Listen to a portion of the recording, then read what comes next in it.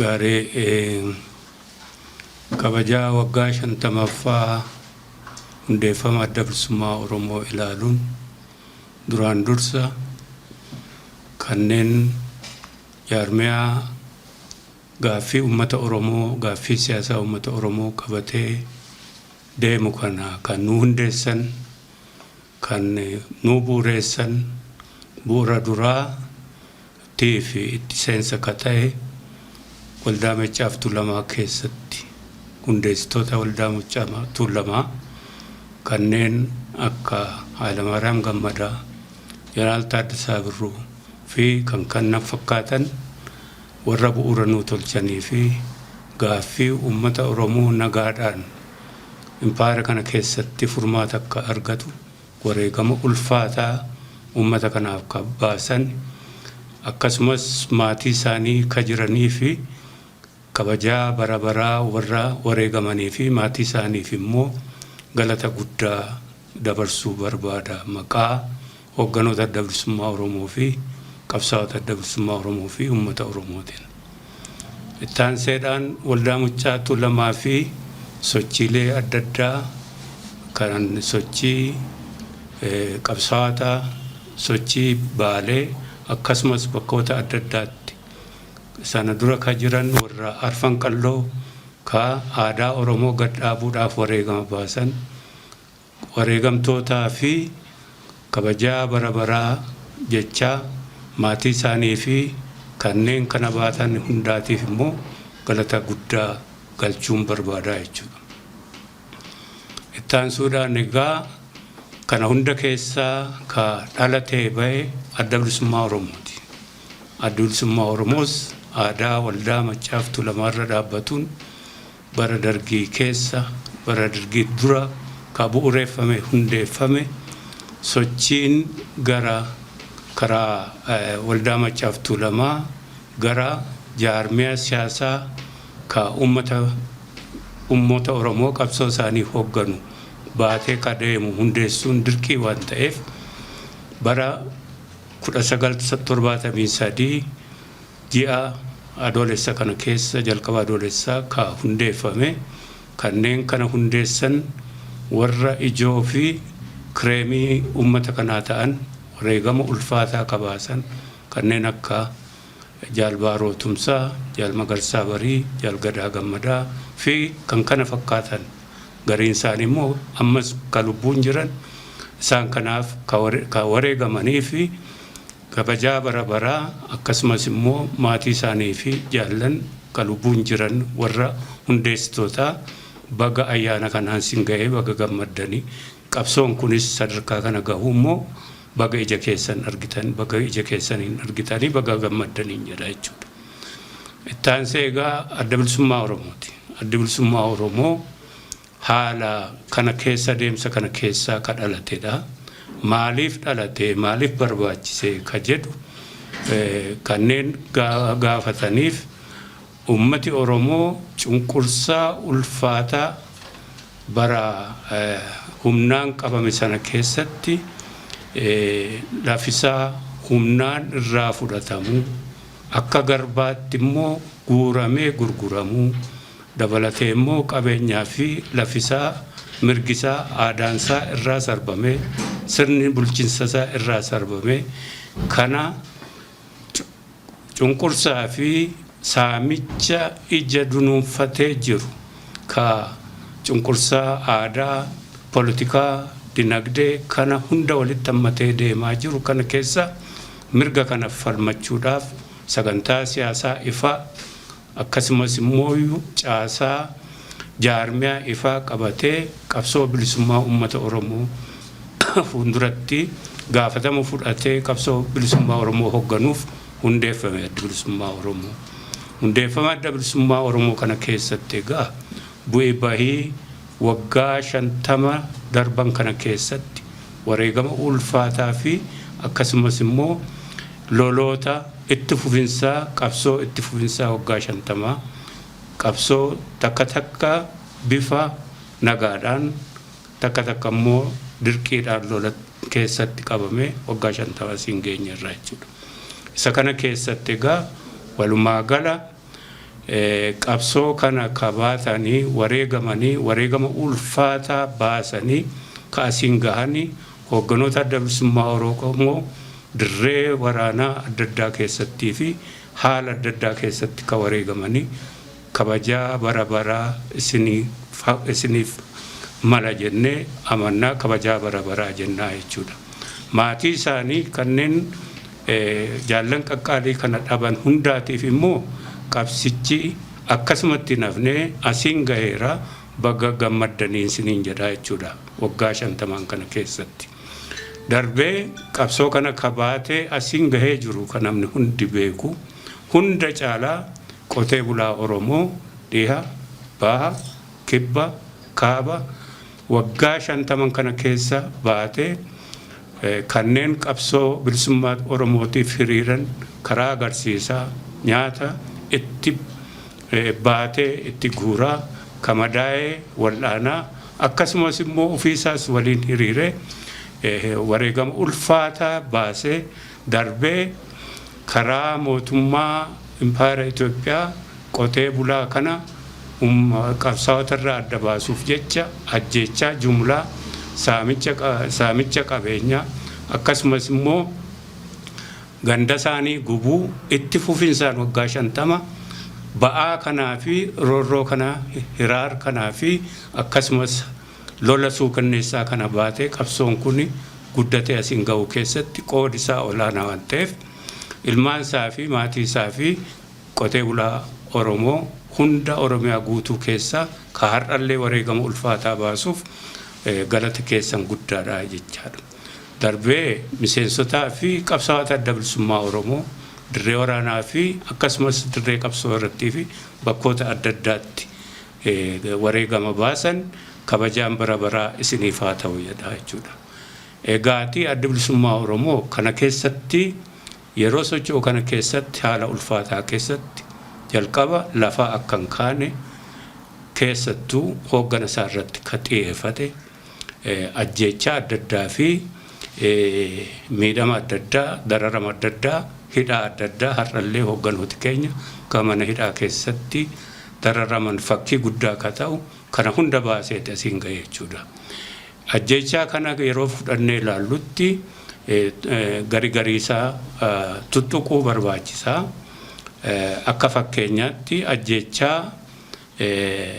jaalbaarootumsaa kanneen shiniggaatti dhuman jaallan keenya 10 hayduree adda bilisummaa Oromoo gaafasii fi ittaanaa hayduree adda bilisummaa Oromoo hoogganoota adda bilisummaa Oromoo ajjeechaan kun akkasumatti ka ta'e miti. Qabsoon kun lafa akka hin kaaneef kana raawwatu duubaan jira jedheen amana akka mataa kootiif. Kana qofaa miti bara 81 natti fakkaata Berliin keessatti ajjeechaan Dr. Taaddasaa Eebbaa fi Gunnar Hasselblatt ka Berlin Missionswerk jedhu keessatti ka hojjetu ka Gunnar Hasselblatt ka qabsoo uummata Oromoo deeggaruuf murteeffate fi akkasumas Taayyee Tafarraa ka Dr. Taaddasaa fa'aa waliin ture mana kitaabaa keessatti Berliin keessatti boombii irratti dhoosuudhaan akka carraa warri boombiin kun irratti taarget ta'e ni hafanii lubbuudhaan ka boombii sana hidhuuf ture garuu achumatti hanga harkisaa fi miillisaa fi ijisaa fi gurrisaa hundi irraa ciccitutti achitti ciccitee garuu lubbuun hafee hanga bara wayyaaneetti ka as Itoophiyaa keessa ture asii ka'ee Berliinitti hooggana adda bilisummaa Oromoo fi ka yeroo sana keessatti qooda guddaa kennaa turan warra akka Taayyee Tafarraa fa'aa ajjeese kun ajjeechaan kun ka akkasumatti ta'e miti. Qabsoo bilisummaa Oromoo akka lafaan kaane taargeetii ta'e ka ta'eera jechuudha. Ajjeechaa summii giraa'e namni hundi ni yaadata. Ajjeechaan kunis ta'e jedhee ka raawwatamee fi qabsichi lafaa akka hin kaane kanneen kana qabatanii deeman hoogganoota duraa sana ka taargeet godhatamee ka'amedha jechuudha. Ajjeechaan mana hidhaa keessatti ka Qees Guddinaa Tumsaa akkasumas Muhee Abdoo Gazaayin Kaasaahun Iggazuu Warqee Moto Alaqaa Iggazuu Warqee fi Damissee Kabbada isaan kuni kabada damise isaan kunis man hidhaatii baafamanii ka ajjeefamanii hoogganoota qabsoo kana warra turani kunis ajjechaan kuni ta'e jedhamee qabsichi lafa kan kaane bakka bakkatti hoogganoota adamsanii galaafatu ka ta'edha jechuudha. Akkasumas bara wayyaanee ajjechaan jaalgutamaawaas jaalburuusoo bari jaalburuusoo akkasumas immoo hoogganoota dabalisummaa Oromoo dhiyaaf baatti yoo xiqqaate gara nama 25-30 dhabne jechuudha wayyaaneedhaan. Haala lola sana keessatti hoogganoota addattii fi qondaalota addatti adamsanii ajjeesuu dirqama fudhate wayyaaneen yeroo sanatti raawwatames kanuma keessatti ka ilaaludha. Inni kun hanga har'aatti hin dhaabbanne erguma nagaadhaan hojjenne jennee biyya seenneetii as nagaadhaan ka hojjechuudhaaf Finfinnee seenne waajjirri cufamuu fi akkasumas bakkoota adda addaatti qondaalotii fi miseensoti adda bilisummaa Oromoo yookaan marraa tokko yookaan marraa lama kan hin hidhamin kan hin dararamin tortured hin ta'in hin jiru. Hanga har'aa akkuma sila tuqee hoogganoonni keenya mana hidhaa keessatti qabamaniiti jiran jechuudha. Kuni dhaabicha ammas bakka gaheerratti yookaan dhabamsiisu yoo dhabamsiisuu dadhabamellee dadhabsiisu ka jedhu ka imaammata Impaayera Itoophiyaa fi kanneen isa gargaaran duubaan godhan ka raawwatanidha. Kun hundi ta'ee adda bilisummaa Oromoo bu'ii bahii ulfaataa kana keessatti gargaarsa tokko malee bahaa fi dhihaa fi kibban qabsoon kuni kanneen irraa hafani yeroo gariitti hoogganoonni yeroo dhabamanii jedhan miseensonni dirqama hoogganaas ofirratti dabalatanii qabsicha jiraachisuu irra darbanii qabsichi guddatee asiin gahee jechuudha. Qabsichi as guddatee asiin gahu kan keessatti jaarmiyaa siyaasaa dorgommii hin qabne biyya keessaa fi alaan caasaasaa guutummaatti caasaa jaarmiyaa fi siyaasaa ka diriirfatee gaaffii uummata Oromoo bakkaan gahuuf socho'uu gatti har'a bakka amansiisaa gahee jira jechuudha. Isa kana keessatti miseensoti keenya, uummati keenya, deeggartoonni biyyaa fi alaa fi biyya keessan kan asiin gahuudhaan qabeenya isaanii, humna isaanii, beekumsa isaanii kana irratti gatii baasanii ka asiin gahan hundi baga asiin geessanii baga gammadanii qabsoon keenyasanis guddina agarsiise malee haleella irratti tahee kana hunda deeggarsa faayinaansii haa ta'u deeggarsa biraa humna biraa fi qaama biraa irraa otoo hin qabaatiin ofirratti hirkannoo fi uummata Oromoo irratti hirkachuudhaan asiin gahu keessatti immoo gammachuu keessan dachaa godhaa jechuudha. Baga gammannee baga asiin geenye jechuudha. Haala kana keessatti egaa bakka amma geenye kanarraati waan dhaammannu qabna jechuudha. Dhaammannoon keenya tokkoffaa qabsoo uummata Oromoo fi gaaffiin uummata Oromoo hiika akkan arganne gufuuleen hedduudha. Gufuulee hedduu kana immoo waggaa 50 kana keessatti himaniillee fixuun hin danda'amu. Isa kana irra aanne asiin geenyerra. Isa kana keessatti karaa keenyaa fi karaa uummata Oromoo fi karaa adda bilisummaa Oromoo ummata kamirrattuu jaarmiyaa siyaasaa kamirrattuu xiyyeeffannee qabsoofne hin beeknu. Kuni akeeka keenyas miti. Akeeki keenya sirna cunqursaa irratti qabsoo goone bilisummaa fi mirga ummata Oromoo mirkaneessu. Ummati Oromoo bilisa tahee dhiibbaa tokko malee mootummaa mataasaa ka hundeeffate mootummaasaa ka isaaf dhaabbate ka inni to'atu ka inni immoo irratti olaantummaa qabu mirga abbaa biyyummaasaa argamsiisu qofaadha. Kanaaf qabsoon keenya sirna cunqursaa qofaa irratti malee ummata kamirrattuu ka xiyyeeffate miti. Ummata hundaatii fi mirga ummata hundaatiif kabajaa ka qabudha adda bilisummaa Oromoo. Adda bilisummaa Oromoo shira siyaasaa akkasumas immoo daba ummata Oromoo ummata biraa irrattii fi ummata kamirrattuu fi jaarmiyaa siyaasaa kamuu irratti hojjechuudhaan mirgi argama jedhee namanu. Adda bilisummaa Oromoo haqaa fi haqaan hojjechuu qofaadhaan gaaffii siyaasaa qabatee deemu kana keessatti waan lama barbaada. Tokkoffaa political settlement. Gaaffiin siyaasaa politikaadhaan akka furamu. Qawweedhaanii fi hidhaadhaanii fi cunqursaadhaanii fi bifa adda addaadhaan ariisaan gaaffiin furamuu qabu hin jiru addunyaa kanarratti. Kanatti amana Adda Bilisummaa Oromoo. Haa ta'uutii hidhaa ajjechaa akkasumas immoo lola uummata kanaa fi dhaabicha irratti labsame immoo dirqiidhaan ofirraa ittisuun mirga keenya jennee amanna. Hanga fedhii nagaadhaan gaaffii siyaasaa furuun hin jiraannetti ittisi kunii fi lola ittisi kunii fi ofirraa ittisi qabsoon inumatti fufa. Itti fufinsa keessatti Adda Bilisummaa Oromoo yookaan uummata Oromoo qabsaa'ota addaan qooduu fi bakka adda addaatti waan gochuuf shiroonni yeroo adda addaatti dalagamanii miidhaa fidan qabu. Kuni waan haalamu miti. Haa ta'uutii deemsa Adda Bilisummaa Oromoo, deemsa qabsoo bilisummaa Oromoo, deemsa lola kana gara furmaata siyaasaa fi furmaata waaraa fiduu irratti dhiibuu irratti dhaabeen beeku humni isaa fi qabeenyi isaa fi dandeettiin isaa ol guddataa deemee bakka ofirratti amanu irratti gahee jiru ta'uusaa addunyaafis diinaafis firaafis mirkaneessina.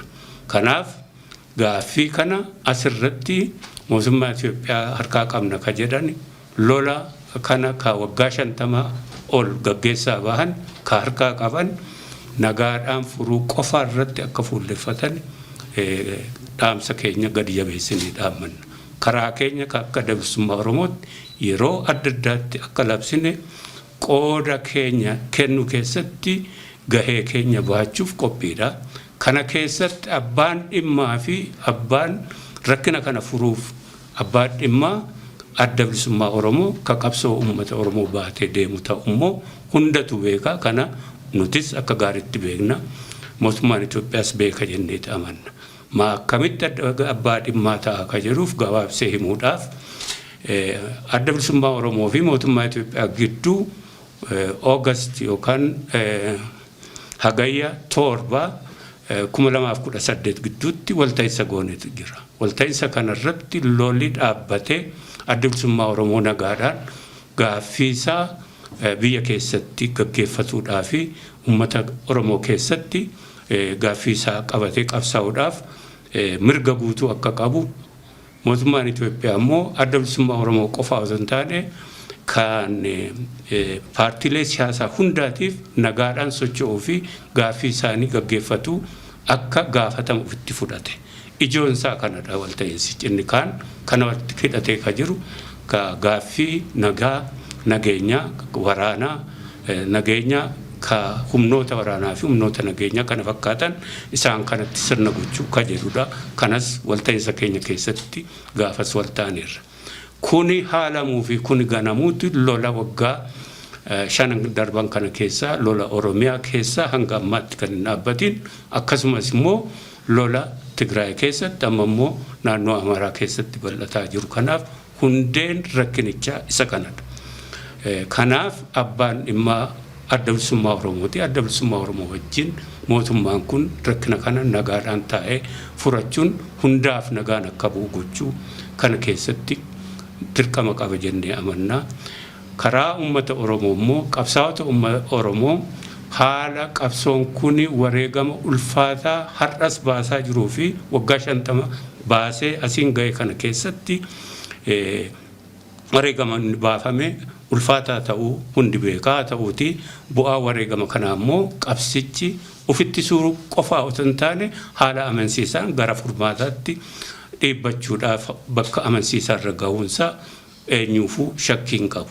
Haala kana keessatti ammallee taanaan haleellaan qabsicha irratti fi uummata Oromoo fi Adda Bilisummaa Oromoo irratti ka dhaabbatu hin ta'u. Haleellaa kana keessaa qabsaa'ota addaan diiguu, uummata yaada facaasuu, uummata keessatti rakkinoota babal'isuu inni kuni ka lafarratti hundi argaa jirudha. Kana hundatti uummati Oromoo muuxannoo keessa darbe keessaati qabsaa'onni Oromoo muuxannoo keessa darban irra dhaabbatanii haala kana keessa gilgaalanii kanneen kan burjaajaa jiran qofaaf indhaama inni kaan kana hubateeti qabsicha qofaa fi tokkummaa isaa irratti qofaa fuulleffatee waan jiruufi qabsichiyyuu injifannoodhaan as gahe haa ta'uti warri burjaajii keessa qabanii kanarraa dhaabbatanii dirqama lammummaa isaanii fi dirqama waan isaanii akka bahan waan alarraa namatti dhufee nama joonjessuu fi nama waan tokkummaa ummata kanaa fi tokkummaa qabsaa'otaa irratti dhiibbaa gochuudhaaf bifa adda addaatiin haleellaa gaggeeffamurraa akka of tiksan tokkummaa ummata Oromoo fi darbee kabajaa lammiilee Oromiyaa keessa hundaatiif waliin akka dhaabbatanii adda bilisummaa Oromoo cinaa akka dhaabbatanii kana gadi jabeesseen dhaamaa jechuudha. Kana waliin jaarmiyaalee siyaasaa Oromoo keessaa kanneen kana hubatan wajjin adda bilisummaa Oromoo halkanii guyyaa harka wal qabatee waltumsaa waliin dhaabbataa hojjetaa jira. Haa ta'uuti jaarmiyaalee siyaasaa maqaa Itoophiyaa qabatanii deeman isaan kuni rakkina guddaa ka ofii isaanii uumanii biyyattii irrattis uumanii ofii isaaniis rakkina walxaxaa keessa seenanii yeroo hundumaa olola adda bilisummaa Oromoo fi uummata Oromoo irraa dhaabuu didan ummatti bakka amma geenye kanarraa olola kanaa fi haleellaa kanatti fufuun isaanuma miidha malee miidhaa guddaa ka qabsoo kanarratti fi uummata kanarratti fiduun qabu. Akkuma sila tuqe adda bilisummaa Oromoo fi uummata Oromoo uummata kamirratti qiyaafatanii qabsoo gochaa jiran qiyaafatanii ka qabsoo gochaa jiran sirna cunqursaa irrattidha. Sirna cunqursaa waggaa 50 ol waggaa 100 ol ummata kanarratti diriire ummata kan qofaatu hin taane ummatoota Itoophiyaa hunda ummata Amaaraa fi Tigraay dabalatee kan irratti diriire ammallee haadi cunqursaa kunii fi haadi saaminsaa kun haadi hannaa kun dhaabbachuu dide isa kanatu xumuritti godhamuu qabaadha ka ummati Oromoo fi adda bilisummaa Oromoo qabsoo gochaa jiran. Kana ta'e otoo jiru isa kanarraa jallisuudhaan ummataaf ummata gidduu akka lolli jiru fakkeessuudhaan ololli tarkaanfaa gaggeeffamaa jiru ka gurra nama duuchu ka addunyaan hundi raajeffatee itti rakkatee jirudha jechuudha. Kanneen jaarmiyaa maqaa Itoophiyaa qabatanii deeman ka ittiin deeman. Kanaaf isaan kun of keessa ilaalanii akka dhimma kana gamaagamanii ofirraa dhaaban waamichan godhaa jechuudha. Kanarra darbee haala isaan uumaniin garuu ittisa ofirraa uummata Oromoo fi qabsoon uummata Oromoo godhuun gaafatamni ka isaanii ta'a malee ka qabsoo uummata Oromoon ta'u ka adda bilisummaa Oromoon ta'u ka humnoota qabsoo Oromiyaa keessa jiranii ka nagaa fi bilisummaadhaaf qabsaa'anii hin ta'u jechuudha. Kana keessatti egaa karaa keenya jaarmiyaalee siyaasaa ka mirga isaaniif falmatan Itoophiyaa keessatti ka saboota cunqurfamoo hedduutu jiranii adda bilisummaa Oromoo isaan kana wajjin erga gaafa hundeeffameetii jalqabee hangarraa waliin waltumsuudhaan wal gargaaruudhaan sirna cunqursaaf irraa kaasuudhaaf waliin hojjetaa ture.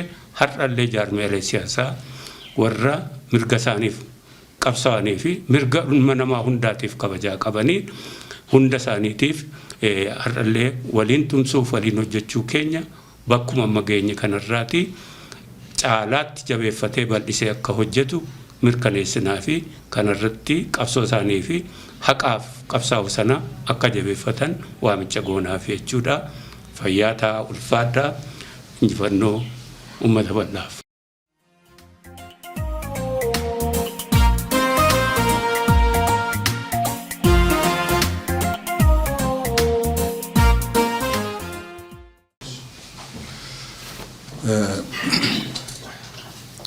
Koree hundeeffama waggaa 50ffaa adda bilisummaa Oromoo ilaalchisee ibsaa gabaabaa kennuun barbaada.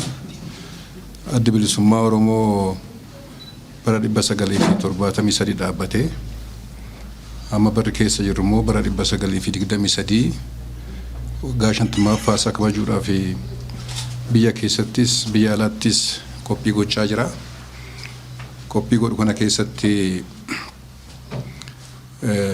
wantoota sadirratti hundaa'eeti kan ayyaanni kun kabajamu. Tokkoffaa wareegamtoota qabsoo kana keessatti namoonni baay'ee lubbuu isaanii dhabaniiru, mana hidhaa keessatti rakkataniiru, biyyaa buqqaaniiru, jiruu fi jireenya isaanii dhaban baay'eetu jira, ammasitti jiru. Isaan kana yeroo itti yaadannu ta'a jechuudha. Kuni chaaptara guddaa warri ayyaana kana kabaju yaadachuu qabu keessaa tokko. Lammeessoo immoo bu'aa qabsoon kun fidee jira. Waggaa 50 kun wareegama qofaa miti, rakkoo qofaa miti, bu'aa bahii qofa miti. Bu'aa dhufe sana walii tarreessuudhaan jabina keenya, jabina qabsoon kun fide kanas yaadachuudhaan kabajamaa. Kaayyoo sadaffaan immoo egeree qabsoo hafe kana bakkaan ga'uudhaaf waan taasifamuu qabu hundumaa taasisuudhaan uummanni bakka jirutti yaada tokko akka qabaatu, qabsaa'onni bakka jiranitti yaada tokko akka qabaatu fi waan hiree biyya keenyaa kana murtiidhumaa itti gochuu akka dandeenyu irratti yeroo itti mari'annu ta'a jechuudha. Kana taasisuudhaaf koreen biyya keessaa fi biyya alaatti dhaabbatee jira. Koreen biyya keessaa fi biyya alaa hojii hojjetamaa jiru kana walumaan qindoominaan hojjetaa jira. As biyya keessatti koree of jalatti damee adda addaa dhaabnee jirra. Bal'ina qabsoo kanarraa kan ka'e akkan sila jedhee wareegamtoonni hundumtuu yaadatamuu qabu waan ta'eef karaa adda addaa roga adda addaatiin ilaaluun irra jira jennee koreewwan xixiqqoo dhaabnee jira. Koree hooggansa adda bilisummaa Oromoo kan duraanii kan gadaa darbee kan kana tarreessee lafa kaa'uun jira. Koree hayyoonni qabsoo Oromoo kana keessatti gumaachan maal akka fakkaatu qoratee dhiyeessu hin jira. Koreen dargaggootaa hin jira. Qeerroon gahee guddaa qaba qabsee kana keessatti akkuma beektanii.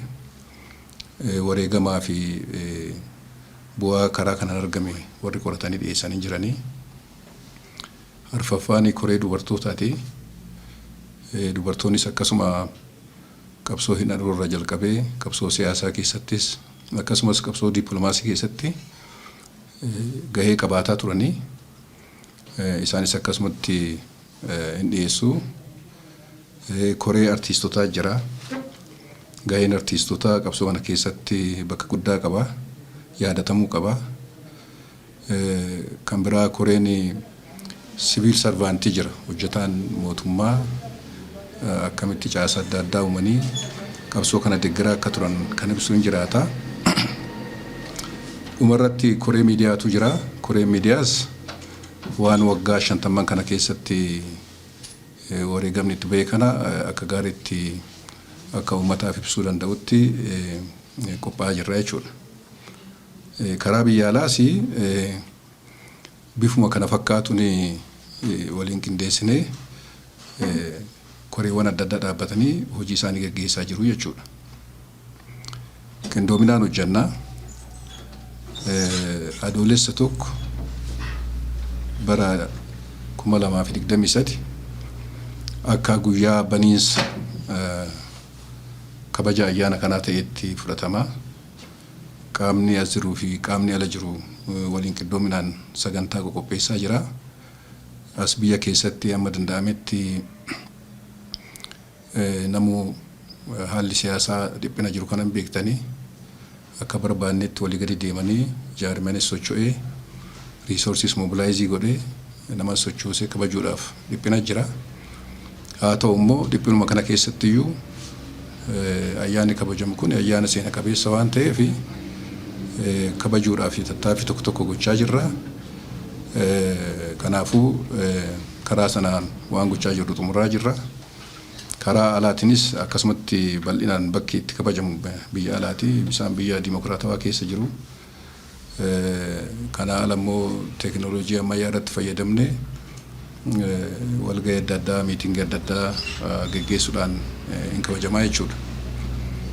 Kana alagaa akkuma argitanii koreen kun waan bu'uura godhatee ittiin kabajuu deemu barreeffamaan sooshaal miidiyaa irratti galakkisee jira afaan sadiin afaan Ingiliffaatiin afaan Amaariffaatiin afaan Sadaffaatiin afaan Oromootiin afaan sadaniin nu galakkisee jira. Kontentii isaa achirraa argachuu dandeessanii dhumarratti kan ayyaana kana kabaju miseensota adda bilisummaa Oromoo deeggartoota adda bilisummaa Oromoo qofa otoo hin taane uummata Oromoo hundumaati jennee amanna. Maaliif waan jettanii uummata Oromoo keessaa harki 80 amma jiru kun qabsoo kana keessatti kan dhalatedha. Umuriin waggaa 50 gadiidha namni baay'een harki 80 kun kanaafuu jiruu fi jireenya Oromoo nama jiraatu kana qabsoo waggaa 50 deeme kanatu bifatti godhe waan ta'eef bifa tokkoon yookaan bifa biraatiin tuttuqaa qaba jechuudha. Hiree irraa qaba jechuudha, kabajuu qaba jechuudha. Kanneen hafan parsantii 20 ta'anis warra qabsoo kana bu'uureessee fi waan amma kabajuu deemnu kanaaf hundee lafa kaa'anii jechuudha. Kanaafuu uummata Oromoo hunda ilaallata. Uummata Oromoo qofaa miti sabaa fi sablammoota akkuma Oromoo kana Oromoo wajjin kufan kan qabsaa jiran kan walqixxummaa sabaa fi sablammoota mirkaneessuudhaaf sochii gochaa jiran dhaabbileen adda addaas ta'e uummanni isaanii ayyaana kana akka kabajanidha kan waamicha goonuu fi isarra taree immoo sadarkaa addunyaatti soo ta'e kanneen mirga dhala namaatti falman kanneen mirga waluu fi mirga dhuunfaa nama akka kabajamu qabsaa jiran dhaabbileen adda addaa fi jaarmiyaaleen adda addaa akka waan kana kabajan abdii irraa qabna. Addatti gaa uummanni Oromoo biyya kana keessa jiru haala dhiphina kana keessatti ofii isaatii bakka jirutti bal'ina Oromiyaa irra kan ka'e jechuudha. Bakka jirutti haala isaa mijateen qabsaa'ota keenyaa yaadachaati akkuma sila jedhee bu'aa qabsoo kun argamsiises yaadachaa egereen keenyas maal akka fakkaatu irratti yaada wal jijjiiraa akka kabajan abdii irraa qabna. Sagantaan kabaja kanaan immoo qophaa'uun biraa waggaa jiraate karaa miidiyaatii fi karaa adda addaatiin wal quba qabaannaa koree keenya ilaalchisee wanti jiru ibsa kanuma fayyaa ta'aa jiraadha.